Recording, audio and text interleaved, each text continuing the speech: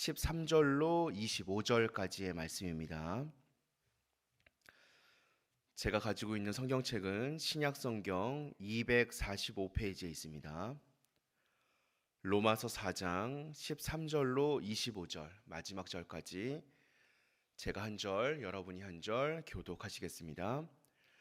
아브라함이나 그 후손에게 세상의 상속자가 되리라고 하신 언약은 율법으로 말미암은 것이 아니요 오직 믿음의 의로 말미암은 것이니라.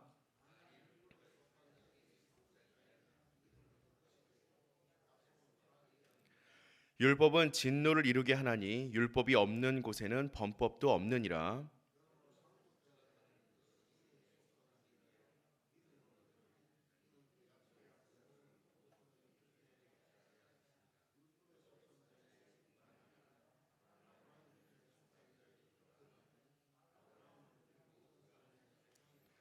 기록된 바 내가 너를 많은 민족의 조상으로 세웠다 하심과 같으니 그가 믿은 바 하나님은 죽은 자를 살리시며 없는 것을 있는 것으로 부르시는 이시니라.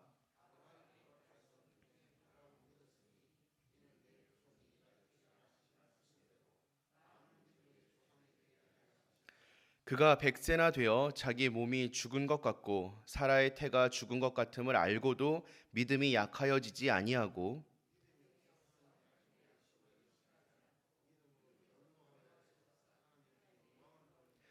약속하신 그것을 또한 능히 이루실 줄을 확신하였으니 그에게 의로 여겨졌다 기록된 것은 아브라함만 위한 것이 아니요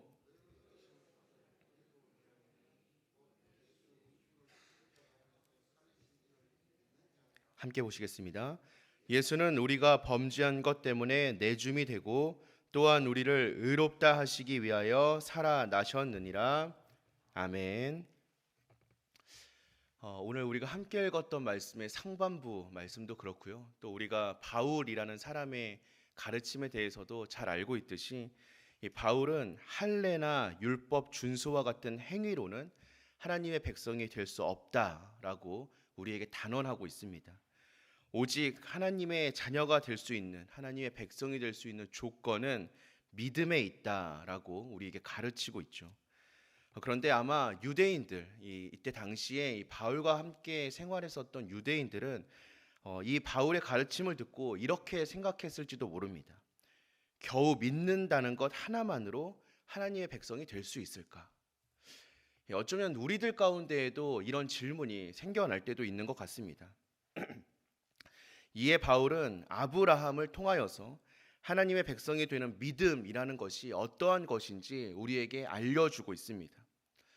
우리가 생각하는 것과 달리 이 믿음이라는 것은 사실 율법 준수보다 쉬운 것이 아니다라는 것이죠. 단순한 믿음이 아니다라는 것입니다. 바울은 아브라함이 바랄 수 없는 중에 바라고 믿었다라고 고백하고 있습니다. 하나님께서 아브라함의 후손이 하늘의 별과 같고 바다의 모래와 같게 만들 것이다 라고 말씀하셨고 많은 민족의 조상들이 될 것이다 라고 말씀하셨는데 아브라함은 이 말씀을 믿었습니다. 그런데 이때의 아브라함이 나이가 100세였고요. 아내였던 사라의 태는 닫혀 있는 상태였습니다.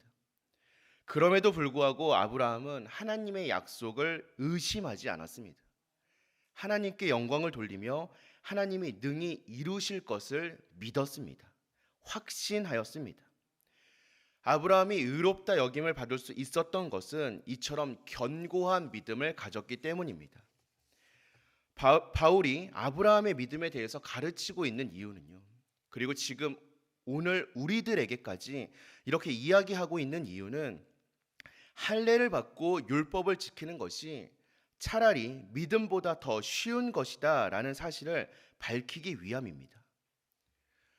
이 세상을 살아가고 있는 오늘날의 그리스도인들 중에서도 믿기만 하면 구원을 받는다라는 이 복음을 잘못 오해하여서 복음은 너무나 쉽고 간단한 것이라고 생각하는 사람들이 많이 있습니다.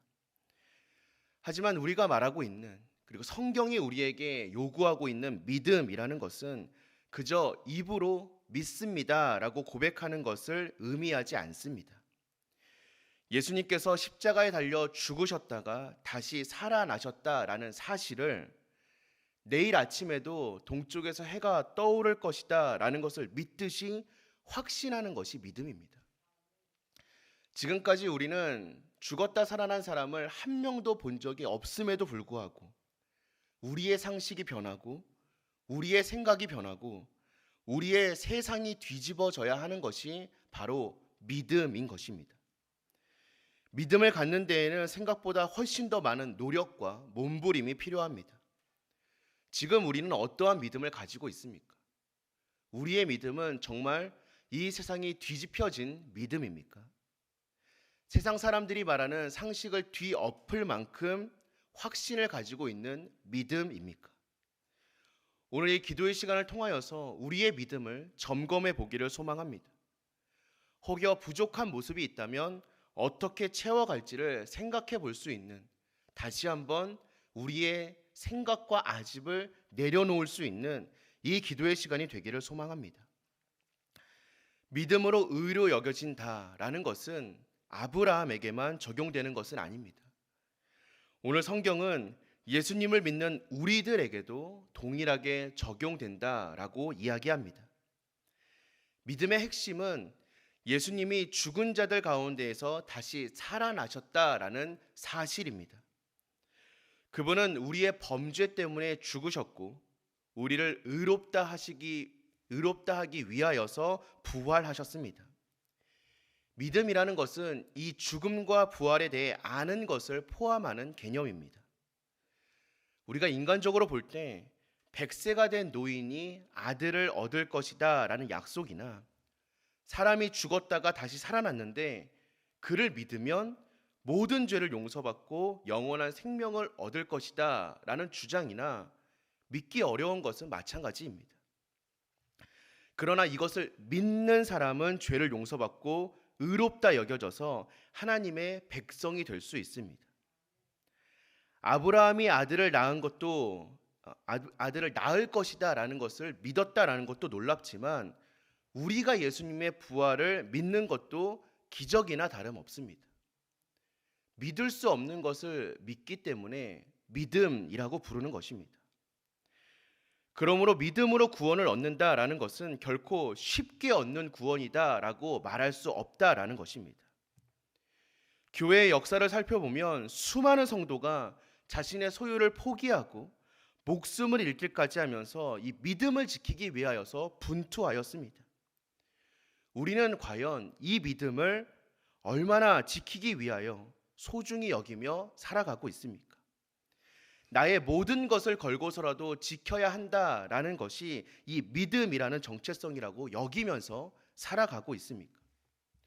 혹여 그냥 믿으면 된다라고 하는 그 이야기 때문에 이 믿음을 가볍게 생각하며 쉽게 생각하고 있지는 않습니까? 디트리 본헤퍼라는 목사님은 소위 값싼 은혜라고 불리는 가르침이 거의 모든 그리스도인들에게 무방비로 받아들여지고 있다라고 이 시대의 기독교를 비판하였습니다. 우리에게 있어서 신앙이란 무엇입니까? 단순히 주일날 예배에 참석하는 것을 우리의 신앙이라고 부르고 있지는 않습니까? 하나님의 은혜를 받기에 합당한 믿음을 갖는다라는 것은 우리의 삶의 모든 것을 하나님께 건다라는 것을 의미합니다. 그저 일주일에 한 번, 1시간 우리의 시간을 주님 앞에 내어놓는 것이 아니라 우리의 모든 삶을, 우리의 모든 생명을 하나님 앞에 내려놓으며 우리의 모든 세상을 뒤집어 하나님 앞에 내려놓는 것을 믿음이라고 부르는 것입니다. 물론 하나님의 은혜는 값없이 주어지는 것이지만 가치가 없어서 무료인 것이 아닙니다. 이 세상을 만드신 하나님은 우리를 사랑하셔서 자신의 생명을 내어놓으셨습니다. 그 생명을, 그 십자가를 믿기만 하면 우리는 구원을 받는다라고 성경은 말하고 있습니다. 우리는 이 사실을 믿기 위하여 얼마나 많은 노력을 하고 있습니까? 우리는 이 사실을 믿기 위하여 우리가 쥐고 있는 것을 얼마나 내려놓고 있습니까? 자신의 생명을 내려놓기까지 우리를 사랑하신 예수 그리스도를 바라보며 우리는 그분을 사랑하기 위하여 무엇을 내려놓고 있습니까? 우리에게 주어진 십자가를 지고 주님을 따르겠다라는 결단이 우리에게 얼마나 이어지고 있습니까? 오늘 이 기도의 시간을 통하여서 우리의 발걸음을 돌아보기를 소망합니다. 나의 삶에 주님을 향한 발걸음이 얼마나 있었는지, 혹여 성경의 말씀을 이렇게 읽으면서까지도 여전히 우리의 발걸음은 세상을 향하고 있지는 않았는지 다시 한번 돌아보는 시간이 되기를 소망합니다. 그래서 우리에게 주어진 복음이 값싼 복음이 되지 않을 수 있도록, 그리스도의 피가 값싼 것이 되지 않을 수 있도록 우리의 삶을 조금씩 변화되는 주님의 자녀들이 되기를 소망합니다. 사랑하는 성도 여러분, 그리스도의 피를 싸구려로 만들지 말아주시기 바랍니다. 오늘 하루 그렇게 주님의 피의 가치를 세상에 보이면서 살아갈 수 있는 저와 여러분들이 되기를 주님의 이름으로 축원드립니다. 함께 기도하겠습니다.